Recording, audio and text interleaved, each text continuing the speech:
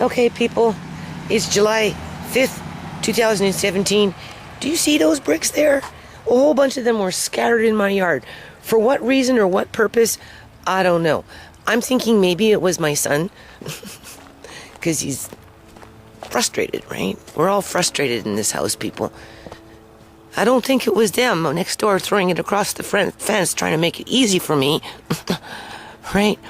Because there's the pile. They have to be moved over. I got all that. Where is it? Oh, can't see nothing, people. I see the pole. There they are. Do you see them? I got all that for $5. So I'm pretty happy. But I found them scattered all over in here, a whole bunch. Those half-size ones. For whatever reason. So somebody was taking their frustrations out on bricks. Look at those beautiful things. This is going to be the last finishing touches. Hold on a minute. Okay. Hold on. I got to turn this screen around. Here we go. So that if it starts flashing...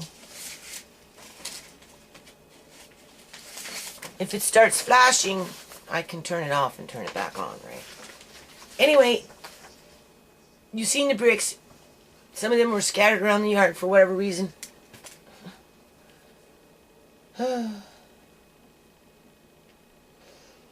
As you can see, things are happening around here in multiple areas. As these people next door are clearing their house, they're giving me a lot of stuff. Right? Useful stuff. All these blankets that they gave me, I mean, obviously, you know, as my kids, it's my daughters, right? It's my daughters who are moving out. This video is actually about Uncle John in court. Before I get into that, I just want to say this. You know, like, my kids are frustrated, right now. Because I'm bringing home stuff that's basically been for free. Right? I've paid out $67. I've paid out $67 so far. Because I just gave $5 for the bricks, right? And I offered to pay another $100 at the end, like next month, because I don't have it right now, right? Because I'm not, and it's not about the money. See, there goes the screen. It's not about the money, right? And it's not even about the money for them. It's the fact that these are their possessions that they. When they acquired them, they had an idea about what they were going to do with them, like those bricks, right? They're not Chinese, they're Korean. That's what they are. And the man is 79 years old. Listen to this one, people. He's 79 years old. He's a vegetarian, apparently. That's what my other neighbor said. And you would think physically he was like in his 40s. Literally. Like, he is extremely strong for his age. And he's very alert, even though he doesn't speak English very well. He can speak more than his wife. Right? And apparently they're having a house built. So because I asked him yesterday, I said, all right, when you move, are you going to have a garden? Are you going to be happy? Because I know how hard, I can just imagine. I'm feeling the grief that these people are having to go through as they say, take it. Because they've been telling tons of people in the neighborhood to take it. They have basically liquidated their house on a take it mode. Right?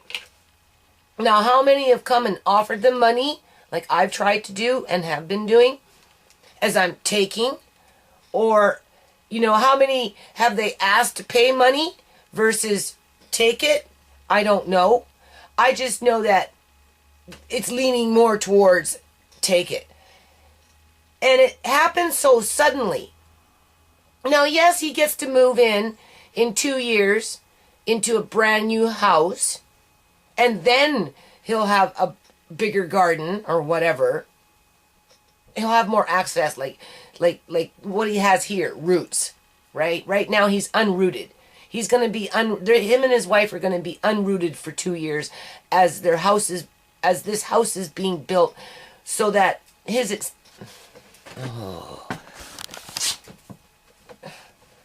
so that extended family that will be looking after him, his daughter and grandchildren and whatnot, will have the means to do so because they have the environment for it. So in that interim, they're having to basically give up almost everything that they own in order to downsize, to live wherever they're going to live for 2 years, right? And then go into another house to put down roots again in old age as dependents, right? And they're brave. They're brave. I can see the bravery, right? I can see this, like it hurts me to see them have to give up those bricks that this elderly couple dragged home, moved them themselves, because I've been their neighbors for 7 years. I've seen what they've done, right? And what they do and what they bring home and put along around their house in terms of windows and wood and brick. And like, we have so much in common, the two of us as neighbors, in terms of wanting to build things and, you know, make it solid, right? In terms of bricklaying and that type of stuff, right? And then to just have that all wash away by say, take it. So in this process, they're giving me a fair amount of stuff. Now, at first I was taking and got to the point where I'm like, well, here, take some money, right? And then it was almost like they got insulted because, you know, I'm offering to pay now, and they just felt like, you know, they gave away so much that they felt they had to continue giving, so they were kind of like, oh, well, right? So now we're in that process of trying to find a fair balance, right? So yesterday it was kind of funny. I go over there because I got my eyeballs on these bricks, right? And I know what he's doing, and I know what she's doing, and I know how hard it is for them, because as I'm taking sometimes something, the wife will come and take it back and run to the car and put it in the car. And the husband is like, no, you know, and they're fighting. And I'm like, no. I'm trying to tell the husband, let her take it, because these are her dreams. If that's her pot, her cooking pot, and she's not ready to give it up, right? Because she's got to wait 2 years before she gets her own stove again, basically. That's basically what's happening here. And even then, in 2 more years, we don't know what their health is going to be like after being stressed out and not being in their natural environment that they had dreams in, and seeing those dreams wash away. You know, I'm telling him, let her take it. So as we go through this, right, now we're like, so yesterday I showed up, and I'm kind of broke, right? So I'm digging in my purse, right, for $5 and change to go look for a pot or whatever, right? You know, because they're just giving everything away, right? And I mentioned the bricks, and they're asking me for $3 for the bricks. And I'm in shock. I'm like, $3 for all those bricks? Are you crazy? I'm not saying that. I'm thinking that, right? And I'm like, $3? $3? They go, oh, okay, $5. I go, $5? They go, $5. I'm like, oh, okay. So I whip out my loonies and my toonies, and I give them $5. And then we all start breaking out laughing, because we know that it's not about the money, because they know now that those bricks that they brought home for their dream in their yard, for their mission, for their whatever they, oh, I need those bricks because I want to make a path here, has been transported over to here, and that dream lives on. So now he's bringing me wood because he knows I need the wood. I don't even have to ask anymore. He brought me wood yesterday, knocking on my door saying, come. And the next thing you know, you see all those blankets I got. As I bought a bed that's kind of like sticking out like a sore thumb now downstairs. The kids are getting mad at me because I brought home a bed so that by September, when the girls start moving out, I can put another bed in there and rent out the room. Hold on. Like, for example, look at that beautiful mirror, people.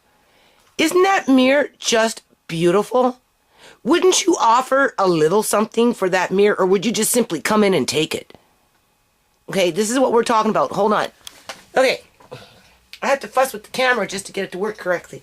So, as I was saying, okay, so I get a bed. The bed frame, the mattress, and the box spring in pretty good condition for $10. And I get a futon that's in really good condition for $10. I gave them $21. But it's taking up space in the basement that I don't have as I wait for my kids, my daughters. My son says, don't, when you say kids, what do you mean, Mom? He likes to try and separate himself from that pile, right? Uncle John and I used to always say the kids. We seen just them as kids because, they with us since they were babies and we raised them. So next thing you know it, right? So anyway, the mattress now is downstairs. I started doing something. I got the futon down there, right? Because my other daughter's saying she wants me to get rid of the couch. So I come across the futon. So I got the futon down there. I've got the mattress down there. I'm waiting for them the girls, waiting for them to decide whether they're going to move out or not and when. Actually, I asked my youngest daughter to stick around for a couple of months just so that I can get this yard stuff done before I have to start dealing with new people moving in, right? And now I got a bed, I got a futon, right? That could be used as a bed or it could be put in the living room, whichever. But as this stuff is coming in, my kids are getting frustrated, so it wouldn't be unusual for my son to go outside and have a little hissy fit with, taking it out on the yard kind of stuff. Don't take it out on humans. Don't take it out on yourself. Go take it out on a piece of wood, right? You can repair a fence. You can pick up bricks, right? But you can't, sometimes you can't mend. You understand what I'm saying? All within modification, So, okay. So now I got the mattress and I got the bed and I got the futon and everything else, and I'm like, I'm trying to refrain from going over there and looking around because I never got to do Delta Spring cleanup, and I don't get to go to freaking garage sales anymore, and I don't get to go to thrift stores anymore. I don't get to do anything, people. I basically sit home and go out once every 2 months. Only when necessary, right? Absolutely necessary. Once a month. And even then, I'll try and avoid it. Because I'm so busy just trying to hold down the fort. It doesn't look like that, but that's basically what it's going, right? So knock at the door, like I said, there's a new piece of wood in the yard, right? And he's got a bag and he's saying, come, and the next thing you know, I get all these blankets. They're saying, take them. And I'm like, okay, now I'm busy for sure, right? I'm like, I got them sitting on my couch and I'm like, okay, what are you going to do with these blankets? For now, until the rooms change, right? Because these blankets, some of them can go on the new beds that are being, in theory, made ready for a new tenant, right? And if need be, one of them I can use for drum bags. I'm like really happy about that one. It's perfect. And it's even my color, right? In terms of matching other drum bags because I have a lot of drums in the house, right? So I make drum bags for them, for the most part, for transport, right? So maybe this is big enough to make a drum bag for my bass drum. There's an idea. That's my next drum bag project, is the bass drum, with this one blanket that they gave me yesterday from next door. My kids don't see it like that, though. If I do something, like we're going to do a little event here pretty soon up at Chuck Bailey's, right? And I'm going to pull out some of these drums, and they're all going to come in with little drum bags, and they're going to carry it, and it's going to be convenient for them. The drums will be protected, but my kids don't think what it took to actually get the drum in the bag. Now I'm going to make another bag after my sewing table's cleared off. Right? So that's my dream with that blanket. I don't know what their dream was. All I know is they wanted me to have it. Now, there's a couple of blankets in there that I might not need at some point, but winter's coming, and considering what happened last winter and how cold it was, and the number of homeless people in the city of Surrey, British Columbia, Canada, giving away a few of those blankets to the ones who need it the most wouldn't be impractical. And this is another thing that my kids need to think about. Or daughters, or whatever. Right? So, on to Uncle John, to keep it short. The only thing I got to say, people, about Uncle John right now, okay, I don't use technology very much, right? I use the video, right? I use, YouTube and that type of thing. But outside of that, I don't like emails very much. I'm too busy, but I'd rather make web pages before I hook up with email all the time, right? And if I don't have time to do web pages, I really don't have time to be fooling around with email, right? So anyway, finally I checked my email, and Fraser Health sent me an email on June 7th asking me what I was going to do, if I was going to dismiss it, if I was going to dismiss it. And I just simply wrote back that my kids, here, I'll read you what I wrote. Dear Sir, this is to Fraser Health Authority, lawyer. I am waiting for something from you in the mail to go to court. I'm waiting for Fraser Health to take me to court. My children and grandson love my stepdad, and I stand by my notice of claim as I don't know what else to do. Sincerely, Judy Chorney. Okay. Now this brings me back to the dream I had with Uncle John. Within the first 6 months to 8 months or something like that, after he was gone. Or whenever it was. I don't remember. Maybe it was sooner, maybe it was less. I don't know. Maybe it was 4 months after he was gone. I just know it was within the first year after he was gone. I had a dream where he came to me, and he's like having me follow him, and he was younger, so he was faster, right? And he was kind of like, he took me to this person, and then Uncle John was younger himself, and then he took me to a younger man, and he was trying to tell me something, but I'm like, what are you trying to tell me? And then he had me run to another young man, right? And I'm like, because he was young or something, I don't know. And so I'm chasing him, right? And I'm like, what are you, what, John, what? Did that like 2 or 3 times, maybe 3 times to 3 different he just had me chasing, he'd take me to somebody, and I'm like, what? And then he'd take me to another, and I'm like, what?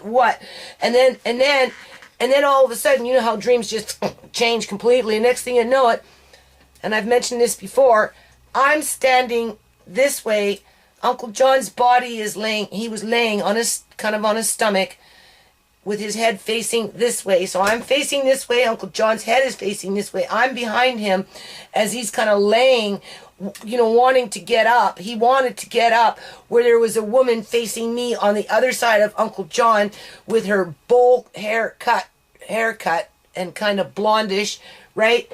And she's, saying that she's not going to allow him to get up and telling me to, what. And I'm like, no, bitch, he wants to get up, and I'm going to find out what the fuck happened. You're not going to get away with it, bitch. And it was a standoff. It was a standoff with Uncle John trying to get up. So, because I've had dreams before in the past, kind of prepare me for certain things, because I'm going into a very frightening time of my life where I'm standing up against the health authority, and I'm standing up against a banking authority. Okay? And that's not the only court issue that's coming my way. There's another one coming. Okay? And they can all do whatever it is they're going to do, and I will stand there and take it. Okay? I'm not going to be afraid to face whatever Uncle John was trying to walk me, well, he didn't walk me through it, he kind of ran me through it. Because at the end of the day, it was an emergency for him to get up. But I was empowered to help him to get up by himself with, I couldn't help him to get up until the issue of this bold haircut woman and whatever she represents and whoever is in partnership with her, because she wasn't standing there by herself, are dealt with. Otherwise, Uncle John will never get up. And he hasn't gotten up. Right? And he should be allowed to get up if he wants to. No matter what has happened to him, he still has that right as a Canadian.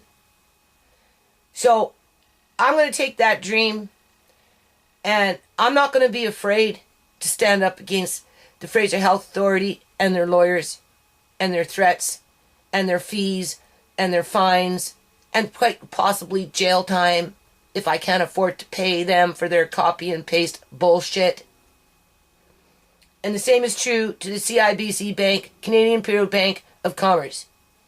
Okay? They hurt 8 people, and it continues to be that way. Okay? Our lives are in limbo. Well, welcome to the club, Fraser Health Authority and CIBC Bank, because your files are in limbo until the standoff is dealt with. And Uncle John is walking me through it, and I'm not afraid.